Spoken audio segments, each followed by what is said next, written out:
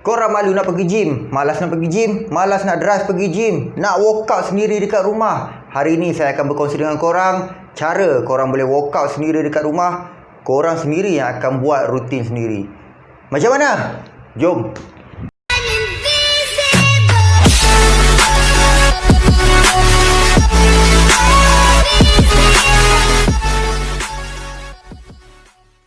Hai, selamat datang kembali ke Fadli Channel. Saya Fadli. Untuk subscriber saya, Alhamdulillah, terima kasih kerana masih lagi setia dengan Fadli Channel.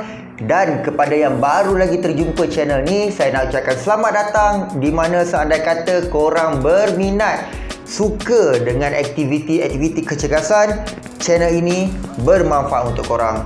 Dan saya amat hargai kalau korang boleh bantu saya dengan klik button subscribe dan tekan butang notification supaya korang akan dapat update setiap kali saya upload video-video yang terbaru.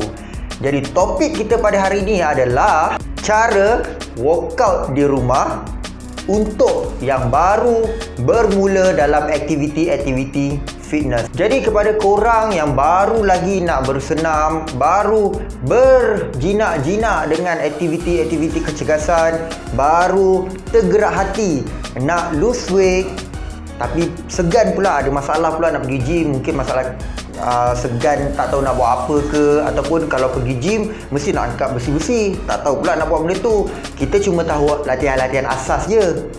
Walau bagaimanapun, korang masih lagi boleh bersenam walaupun gunakan latihan-latihan asas dengan menyusun latihan tersebut supaya ianya menjadi satu rutin yang gempak untuk korang. Macam mana cara dia? Yang pertama, korang boleh buat apa-apa saja latihan yang korang tahu. Tak kisahlah lompat bintang ke, push up ke, ataupun mungkin korang push up tak boleh kan, korang push up cara korang ke. Tak kisahlah apa-apa jua latihan sekalipun, korang boleh buat dalam bentuk circuit ataupun latihan lita, di mana setiap satu exercise yang korang buat tu, buatlah dalam bentuk saat ataupun repetition. Repetition ni maksudnya ulangan lah. Jadi kalau katakan korang buat lompat bintang, buatlah ulangan 30 ulangan. Kemudian korang jump pula kepada latihan lain. Sebagai contoh, push up korang buat 30 kali juga. Seterusnya buat squat 30 kali. Mungkin korang boleh kumpulkan beberapa exercise dan buat secara serentak. Itu adalah latihan lita ataupun circuit training. Korang tak payah buat exercise yang susah-susah. Just buat apa yang korang tahu saja. Mungkin ada 5 exercise yang korang tahu. Setiap satu exercise tu korang buatlah mungkin 1 minit, 1 minit, 1 minit, 1 minit, 1 minit, back to back. Buat dalam bentuk circuit ataupun latihan lita. Buat ulangan dia mungkin 1 round untuk kali pertama, kemudian naik 2 round, 3 round dan seterusnya sehinggalah korang rasa selesa dengan rutin tersebut, baru korang tukar kepada rutin-rutin yang lain. Ingat, intensiti tersebut haruslah dinaikkan secara berkala. Kalau tak larat, berhenti dulu, teruskan dengan latihan korang sehinggalah korang sampai satu tahap di mana apa yang korang buat tu menjadi mudah. Barulah korang tukar intensiti latihan korang. Setelah korang mula mahir dengan menggunakan berat badan sendiri, latihan-latihan asas, tiba masanya korang beli barangan-barangan asas untuk menambah rencah dekat dalam latihan korang. Tak perlu barang-barang yang terlalu fancy, tak perlu barang-barang yang terlalu wow, kerana pada asasnya adalah barang-barangan ini cuma untuk menambahkan saja perisa rencah dalam latihan korang. Barang-barang asas yang korang perlu ada dekat rumah adalah skipping rope, yoga mat, dan paling penting sekali adalah dumbbell.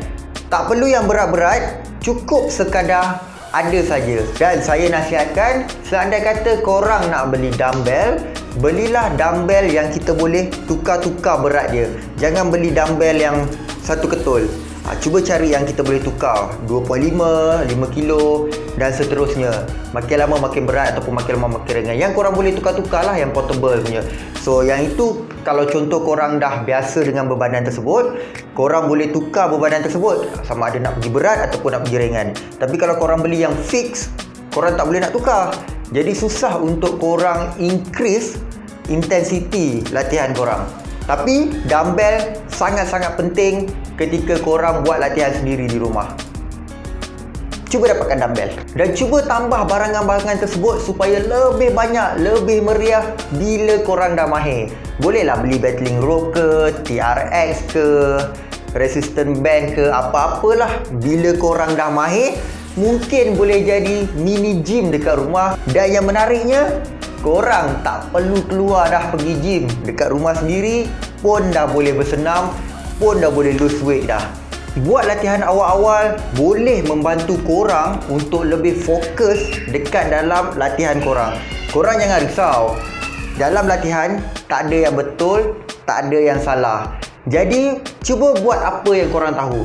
Kalau katakan korang tak ada idea, korang boleh je pergi dekat Google ke, YouTube ke, dekat sana macam-macam idea. Apa yang korang perlu buat, korang cuma perlu pilih sahaja mana exercise yang korang boleh buat. Membuat rancangan latihan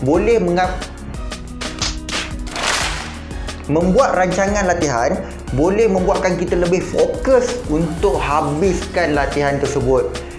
Cuma apa yang saya cadangkan adalah cuba fokus kepada total body. Saya faham ramai yang nak kecilkan perut, nak kecilkan kaki, nak kecilkan lengan dan sebagainya.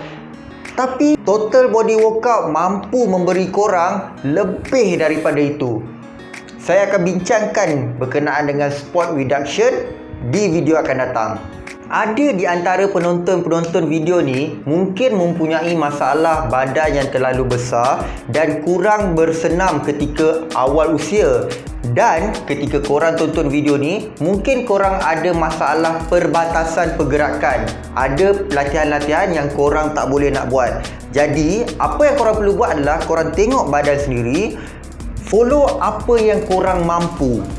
Jangan ikut apa yang orang lain buat yang korang tak boleh buat.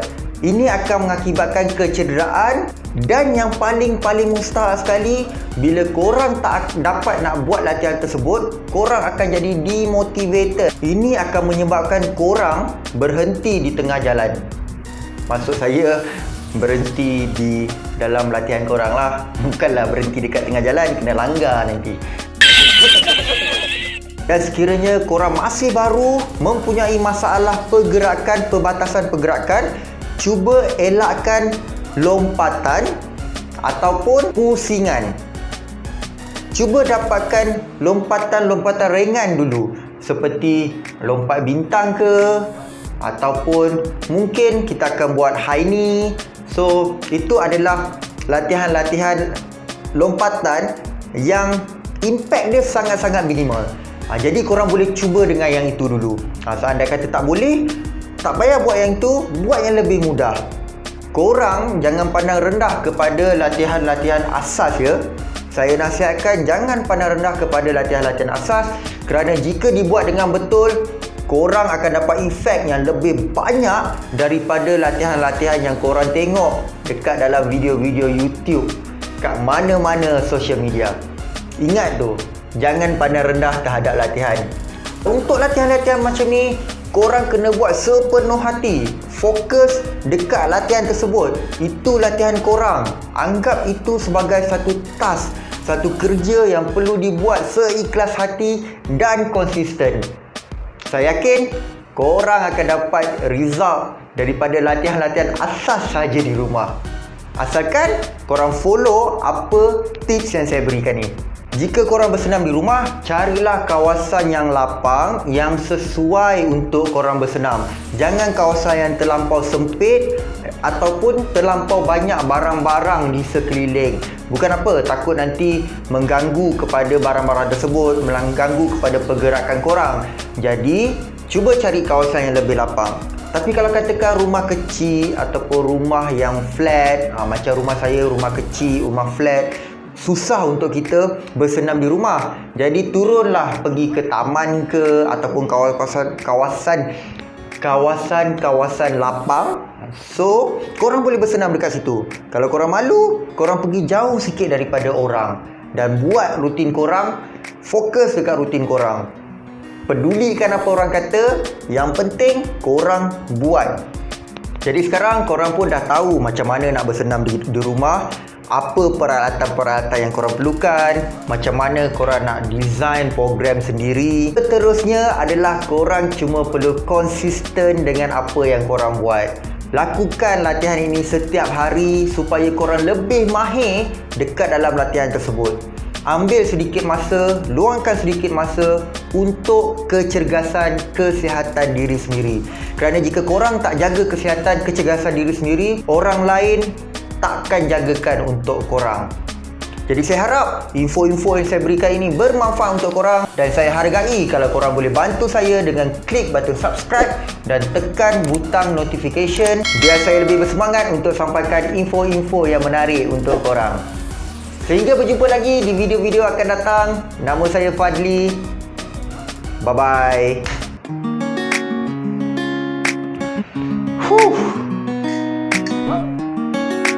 Minum Nescafe dulu. Kau tahu tak, minum Nescafe ni sebenarnya boleh bagi kita fokus untuk kita bekerja. Jadi saya memang perlukan bantuan Nescafe ni lah.